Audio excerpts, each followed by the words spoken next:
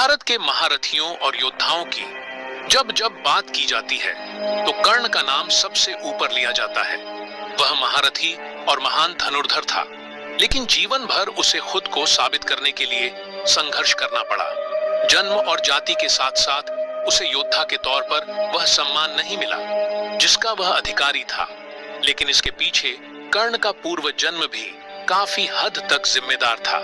दोस्तों, आज की इस वीडियो में हम आपको कर्ण, अर्जुन और भगवान श्री कृष्ण के पुनर्जन्म से जुड़ी एक कथा के बारे में बताएंगे, इसलिए इस वीडियो के अंत तक जरूर बने रहे। यह कहानी त्रेता युग की है। त्रेता युग यानी भगवान श्री राम का युग। इस युग के अंत से थोड़े समय पहले एक बहुत ही ताकतवर राक्षस हुआ करता था जिसका नाम था दंभोदभवा। यह राक्षस तो जरूर था, लेकिन उस समय उसकी बुराई ज्यादा फैली हुई नहीं थी। वो भगवान सूर्य का बहुत बड़ा भक्त था। वो जिंदगी में केवल यही चाहता था कि वह अमर बन जाए। इसी इच्छा के साथ उसने भगवान सूर्य की कठोर तपस्या शुरू कर दी। वो काफी सालों तक भगवान सूर्य की कठोर तपस्या करता रहा और कई सालों के बाद आखिर वह समय आ गया जब भगवान सूर्य उस पर प्रसन्न हो गए और उसको दर्शन देकर बोले कि तुम्हें क्या वरदान चाहिए, मैं तुमसे बहुत ज्यादा खुश हूँ।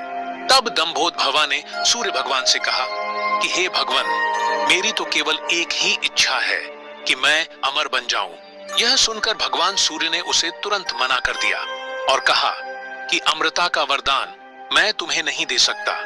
दुनिया में जो भी पैदा हुआ है उसकी मृत्यु निश्चित है, फिर मैं तुम्हें अमर कैसे बना सकता हूँ।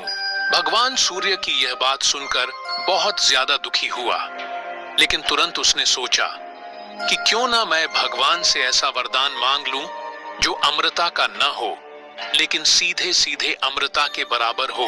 तो उसने भगवान सूर्य से कहा, हे सूर्य देव, आप मुझे अमर होने का वरदान नहीं दे सकते, लेकिन मुझे यह वरदान तो दे सकते हैं कि मेरे शरीर में आप 1000 कवच लगा दें।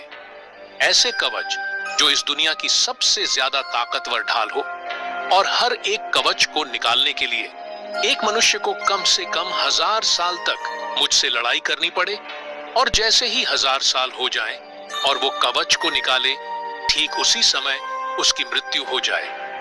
भगवान सूर्य यह सुनकर सोच में पड़ गए। उन्होंने सोचा कि यह वरदान तो कहीं ना कहीं अमरता के बराबर ही है, लेकिन भगवान सूर्य को वरदान तो देना ही था। फलस्वरूप वरदान में दिए ये 1000 कवच उसके शरीर में ऐसे जुड़ गए कि उससे युद्ध लड़ना बिल्कुल असंभव सा था। भगवान सूर्य ने उसको वरदान दिया और अपने स्थान पर चले गए। इस वरदान के बाद दंभोदभवा में घमंड आ गया और वो इस शक्ति का दुरुपयोग करने लगा। अब वो पूरी तरह से राक्षस बन गया था और वो सभी पर अत्याचार करने लगा। ऐसा काफी समय तक चलता रहा। दुनिया में जितने भी प्राणी थे सब यही प्रार्थना कर रहे थे कि इसकी मृत्यु कैसे भी करके हो जाए। एक तरफ तो इसका अत्याचार चल ही रहा था, दूसरी तरफ जो राजा दक्ष थे उनकी एक बेटी थी जिसका नाम था मूर्ति। मूर्ति की शादी भगवान ब्रह्मा के एक मानस पुत्र के साथ हुई, और जब मूर्ति की शादी हुई तो उसने देखा कि पृथ्वी पर बहुत अत्याचार हो रहा है और ये राक्षस तो लोगों के साथ बहुत ही क्रूरता कर रहा है। दंभोदभवा का नाम 1000 कवच मिलने के बाद सहस्रा कवच हो गया था। सहस्रा कवच के अंत की इच्छा लिए मूर्ति भगवान विष्णु की तपस्या करने लगी, और आखिरकार वो दिन आ ही गया जब भगवान विष्णु ने उसे दर्शन दिए। भगवान ने उससे कहा कि मैं भली भांति जानता हूं कि तुम किस लिए तपस्या कर रही हो, फिर भी तुम बताओ कि तुम्हारी क्या इच्छा है जो मैं पूरी कर सकता हूं। तब मूर्ति ने कहा कि प्रभु, मैं चाहती हूं कि जो सहस्रा कवच है उसकी मृत्यु हो जाए। प्रभु ने कहा, मैं तुम्हें वरदान देता हूं कि उसकी मृत्यु के लिए केवल तुम ही जिम्मेदार रहोगी, यानी केवल तुम्हारी वजह से ही उसका वध होगा। यह कहकर भगवान विलीन हो गए। मूर्ति यह सब सुनकर बहुत खुश हो गई। कुछ सालों बाद मूर्ति के 2 जुड़वा बेटे हुए, नर और नारायण। माना जाता था कि नर और नारायण भले ही 2 शरीर थे, लेकिन उनकी आत्माएं एक ही थीं। नर जो कुछ भी सोचते थे उसको नारायण पूरा करते थे, और नारायण जो सोचते थे उसे नर पूरा कर देता था। एक समय की बात है जब ये दोनों बद्रीनाथ में पूजा पाठ कर रहे थे। उस समय सहस्रा कवच वहां पर आ पहुंचा और बिना मतलब के लोगों और जानवरों के ऊपर अत्याचार करने लगा। जब यह बात नर और नारायण को पता चली तो नारायण वहां से उठकर चले गए। नर वहीं तपस्या में लीन रहे। नारायण ने देखा कि ये तो बहुत गलत हो रहा है और यह राक्षस बहुत आतंक मचा रहा है, तो नारायण ने सीधे सीधे उसे युद्ध के लिए ललकारा। उस राक्षस ने देखा कि ये कौन है जिसने मुझे पहली बार युद्ध के लिए ललकारा है। वरदान मिलने के बाद पहली बार सहस्रा कवच की आंखों में डर दिखाई दे रहा था। फिर नारायण और सहस्रा कवच के बीच 1000 साल तक कड़ा युद्ध चलता रहा और आखिरकार वह समय आ ही गया जब उसका पहला कवच नारायण निकालने वाले थे। युद्ध होते होते नारायण ने उसका पहला कवच खींचा और जैसे ही पहला कवच बाहर निकाला वैसे ही नारायण की मृत्यु हो गई। उधर नर पिछले 1000 साल से भगवान शिव की कड़ी तपस्या करके मृत संजीवनी की विद्या प्राप्त कर चुके थे। इधर नर उठे और नारायण को तुरंत अपनी विद्या से जीवित कर दिया और नर ने राक्षस के साथ युद्ध करना शुरू कर दिया। उधर जीवित हुए नारायण तपस्या में लीन हो गए। अब नर का युद्ध राक्षस के साथ चलता रहा।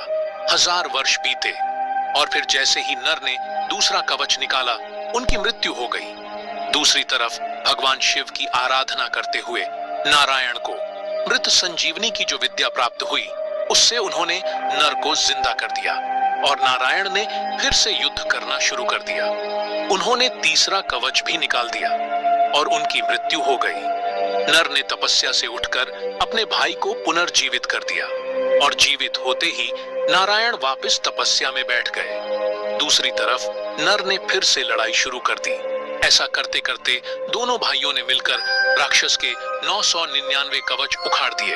अब एक कवच ही बचा था जिसके कारण सहस्रा कवच घबरा गया। ऐसा सचमुच भगवान विष्णु के वरदान के कारण ही हुआ था कि नर और नारायण की आत्मा एक ही थी, पर शरीर दोनों की मृत्यु एक दूसरे के बिना निश्चित ही नहीं थी।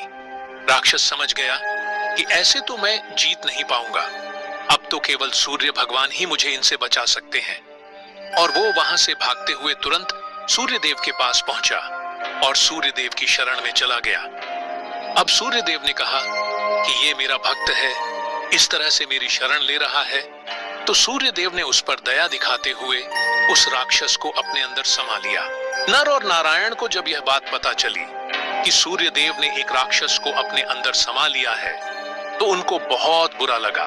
पहले तो वे बोले कि हमें में राक्षस लौटा दीजिए, उसका अंत करना पृथ्वी की भलाई के लिए बहुत जरूरी है। भगवान सूर्य बोले कि इस तरह मैं अपनी शरण में आए भक्त को मौत के मुंह में नहीं दे सकता, मैं उसे नहीं लौटाऊंगा। तब नर और नारायण ने क्रोध में आकर भगवान सूर्य को उस समय श्राप दिया जिस समय उनके अंदर वह राक्षस था। उन्होंने श्राप दिया कि आपकी इसी भूल, इसी गलती के कारण आपका जन्म इंसान के रूप में होगा। अब जैसे ही नर और नारायण ने भगवान सूर्य को श्राप दिया वैसे ही एक युग का अंत हो गया और सूर्य देव को भी श्राप तब मिला था जब राक्षस भगवान सूर्य देव के अंदर समाया हुआ था। फिर इस श्राप के फलस्वरूप भगवान सूर्य का जन्म सूर्य पुत्र कर्ण के रूप में हुआ, जो कि भगवान सूर्य का ही अंश थे। और इसी कारण से कर्ण के पास बचपन से, अर्थात जब से वह पैदा हुए थे तब से ही कवच उनके शरीर में था। यह कवच उसी राक्षस का था जो नर और नारायण से लड़ाई करते करते सूर्य देव के पास बचने आया था। उसके पिछले जन्म में 999 कवच तो नर और नारायण ने काट ही दिए थे। सूर्य भगवान के अंदर प्रवेश करते समय जो एक कवच बचा था वो यही कवच था जो कर्ण के पास उनके जन्म के समय में था, क्योंकि भगवान सूर्य ने ही कर्ण के रूप में इंसान बनकर जन्म लिया था। कर्ण का जब जन्म हुआ उस समय कर्ण के अंदर 2 लोगों के अंश थे, एक उस राक्षस सहस्रा कवच का और दूसरा भगवान सूर्य का। सूर्य भगवान का अंश होने की वजह से कर्ण इतने बड़े दानवीर और अच्छे इंसान बने, वहीं कर्ण के अंदर उस राक्षस का भी अंश था। इस वजह से कर्ण हमेशा गलत के साथ खड़े रहे और गलत के साथ मिलकर ही उन्होंने महाभारत की लड़ाई लड़ी। जिस तरह सूर्य भगवान का अगला जन्म कर्ण के रूप में हुआ, उसी तरह नर और नारायण का अगला जन्म भी इंसान के रूप में हुआ। नर का अगला जन्म अर्जुन के रूप में हुआ, वही नारायण का अगला जन्म भगवान श्री कृष्ण के रूप में हुआ। नारायण यानी श्री कृष्ण ने इंद्रदेव से कहकर ब्राह्मण का वेश बनवाकर कर्ण का कवच निकलवा दिया था, और इस तरह भगवान श्री कृष्ण के कहने पर इंद्रदेव ने कर्ण से उनके कवच और कुंडल दान में मांग लिए थे। कवच निकलने के बाद अर्जुन द्वारा कर्ण का वध कर दिया गया था, और इस प्रकार से सहस्रा कवच का पूरी तरह से अंत हुआ था।